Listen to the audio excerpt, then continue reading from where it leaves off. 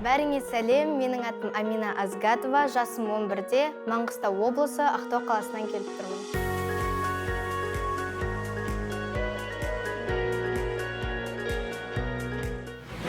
Мен 30-дан астам дәстүрлі ән айта аламын. Болашақта маған дәстүрлі немесе эстраданы таңда десе, мен дәстүрліні таңдар едім.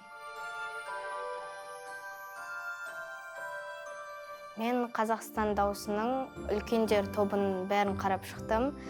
Өзім осы жобаға түсуді армандаған болатын. Сол кезде ойлайтын едім, қазіргі балаларға деген Қазақстан дауысы деген жоқ шығар деп.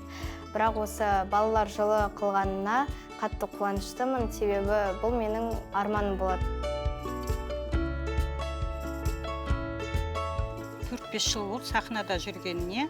Бүгін өте жақсы айтып шығады деген сенімдемін. Аминаға сәттілік тілеймін. Тек алға, сен мықтысың.